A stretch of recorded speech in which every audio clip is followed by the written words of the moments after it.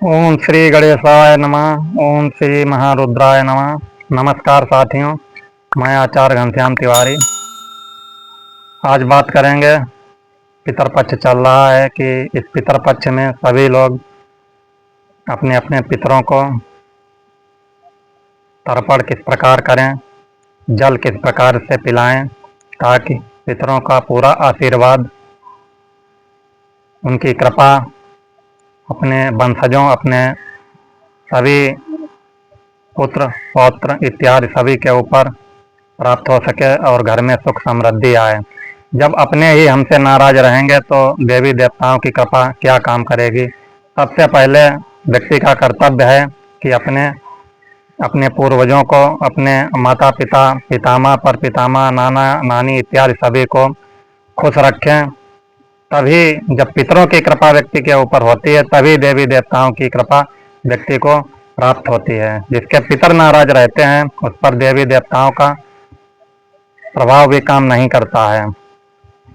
तो बड़ी ही आसानी से आप लोगों को तर्पण करने की विधि आज हम बताएंगे कि सही नियम सही ढंग से अगर कोई काम किया जाता है तो उसका पूर्ण फल हमें प्राप्त होता है। बहुत से लोग तर्पण किस प्रकार करें, पितरों को जल किस प्रकार से पिलाएं, इस विधि का पता नहीं होता है।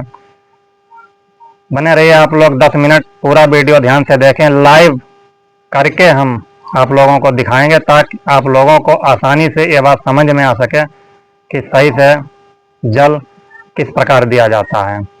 सबसे पहले आप लोग स्नान कर लें। स्नान करने के बाद सफ़ेद वस्त्र धारण कर लें और किसी साफ स्वच्छ खुले स्थान में अथवा छत पर या दरवाजे पर कहीं पर चले जाएं। तीर्थ में भी गंगा, जमुना, सरस्वती नदियों के तट पर भी आप तर्पण कर सकते हैं। अथवा नहीं जा सकते तो आप घर से भी, छत के ऊपर से भी पितरों का तर्पण कर सकते हैं।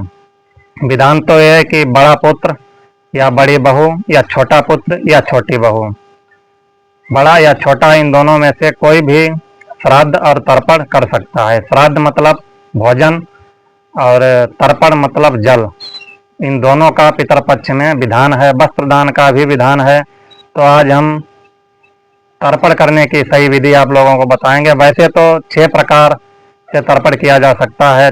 6 प्रकार हैं, 6 भेद हैं, 6 विधियां हैं तर्पण करने की, लेकिन बहुत ही सरल आसान तरीके से आज आप लोगों को तर्पण कैसे करें इस विधि के बारे में बताएंगे। आप लोग देखें और समझें।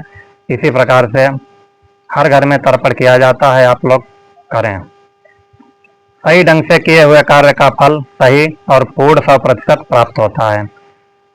गाय का कच्चा दूध, ये देख रहे हैं आप लोग, ये दूध है, गाय का कच्चा दूध हो थोड़ा सा। ये काले तिल हैं, काले तिल थोड़े से होने चाहिए। ये चावल हैं, आप लोग देख सकते हैं। तांबे या कांसे या पीतल का पात्र हो जिसमें ये हम लोग तर्पण करेंगे। आप लोग देख सकते हैं कि सभी पात्र पीतल के रखे हुए हैं। चावल हैं, इसमें गंगा जल है, इसमें भी गंगा जल है। ये कुसा है और ये सफ़ेद पुष्प हैं। सफ़ेद वस्त्र धारण करें, सफ़ेद ही पुष्प लें। तर्पण में सफ़ेद वस्तुओं का विशेष महत्व होता है। सफ़ेद चंदन भी आप डाल सकते हैं जल में। हाथ में पवित्रीकरण धारण करें, पैंती पहने कुशा की। अगर नहीं तो स्वर्ण की अगर मुद्रिका हो तो अनामिका उंगली में स्वर्ण मुद्रिका धारण कर लें। नहा धो के अगर आप तत्काल आए हैं तो पवित्रीकरण करने की कोई आवश्यकता नहीं है। जैसे आपने अगर सुबह नहाया है और 11:30 बजे तर्पण किया जाता है, कुतुब काल होता है, इसमें 11:30 से 12:30 बजे तक पितरों का तर्पण या श्राद्ध दोपहर में ही कराने का। जब भी आप ब्राह्मणों को भोजन कराएं तो दोपहर में ही कराएं और 11:30 बजे से 12:30-1 बजे तक ही तर्पण करें। यही विधान है। कुतुब काल में किया हुआ, दोपहर काल में किया हुआ तर्पण सबसे श्रेष्ठ होता है और पितरों को प्राप्त होता है। तो अब आप लोग सबसे पहले क्या करें, सबसे पहले ब्रह्मा, विष्णु और महेश पूर्व दिशा को मुख करके, अगर आप नहा के आए हैं, शुद्धिकरण है आपका, तो आप सबसे पहले पूर्व दिशा को मुख करके बैठें। अभी हम आपको करके दिखाएंगे। इस प्रकार पूर्व दिशा को मुख करके आप लोग बैठें। और अगर ज़्यादा टाइम हो गया है आपको नहाए हुए तो आप पहले पवित्रीकरण ओम अपवित्रा पवित्रो व सर्वावस्थांग तो पिवा या स्मृत पुंडरी कांक्षम साभयांतरा सूची, इस प्रकार मंत्र से आप अपने ऊपर जल छिड़क लें। अगर आपको मंत्र नहीं पता है तो आप ऐसे ही जल छिड़क सकते हैं अपने ऊपर। 3 बार आचमन करें। ओम केशवाय नमः, ओम माधवाय नमः, ओम नारायणाय नमः। हस्तों प्रक्षालन, हाथ धो डालें। इसके पश्चात आचमन हो गया, पवित्रीकरण हो गया। ब्रह्मा विष्णु और महेश सभी शक्तियों से ऊपर माने जाते हैं। सारे ब्रह्मांड को चलाने का काम सृष्टिकर्ता, संहारकर्ता और पालन करता यही त्रिदेव हैं। सबसे पहले इनको आप प्राप्त करें, जल पिलाएं, इन्हीं की कृपा से और आशीर्वाद लें। इनसे प्रार्थना करें कि हे प्रभु, हे ब्रह्मा विष्णु महेश, आप हमारे पूर्वजों को यहाँ भेजें, हमारे पितरों को यहाँ भेजें, जो हमारे द्वारा दिया हुआ जल वो ग्रहण कर सकें। तो भगवान शंकर, ब्रह्मा और विष्णु से आप प्रार्थना करें। सबसे पहले पूर्वाभिमुख होकर पूर्व दिशा की ओर मुख करके इन त्रिदेवों को आप जल दें। इस प्रकार आप दे सकते हैं। भगवान को जो जल दिया जाता है, देवताओं को वो इस प्रकार दिया जाता है। ऋषि और गुरुओं को कनिष्ठिका अंगुली के जड़ से दिया जाता है और पितरों को ये अंगूठे की जड़ से जल दिया जाता है। ये पितृ तीर्थ कहलाता है। तो आप इस प्रकार ऐसे लोटा पकड़ के, इस प्रकार पात्र को पकड़ के ऐसे ओम ब्रह्मा तृप्ताम, ओम विष्णु तृप्ताम, ओम रुद्राय तृप्ताम, इस प्रकार ब्रह्मा विष्णु महेश का आह्वान करके अपने पितरों का ध्यान करें। तत्पश्चात आप दक्षिण दिशा की ओर घूम जाएं।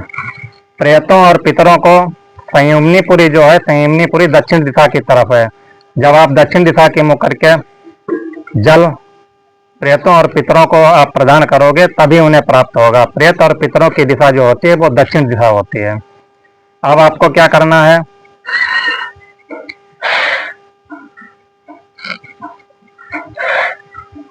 इस पात्र में आपको सबसे पहले गंगा जल ऐसे डाल लेना है। गंगा जल में ये थोड़े से तिल हैं, तिल डाल लेने हैं। दूध, गाय का कच्चा दूध है, इसे डाल लेना है। ये सफ़ेद पुष्प भी इसमें से पड़े हुए हैं और ये चावल, ये भी डाल लेने हैं।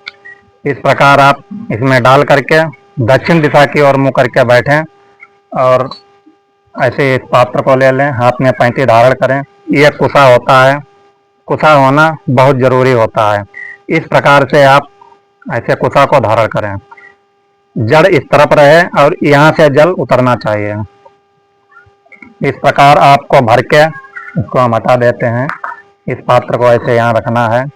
इस प्रकार आपको ऐसे भरना है, अंजुली को ऐसे ऐसे भर के, और यहाँ पितृ तीर्थ से अंगूठे से जल उतरना चाहिए। इस प्रकार आपको देना है।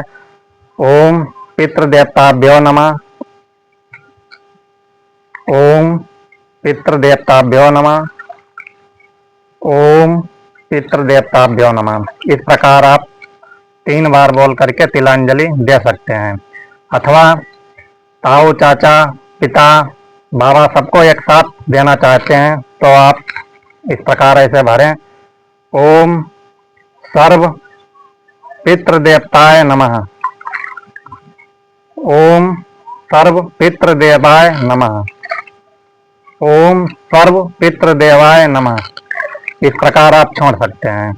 और अगर केवल अपने पिताजी को आप देना चाहते हैं तो इस प्रकार भी बोल सकते हैं। कई मंत्र हैं तर्पण करने के।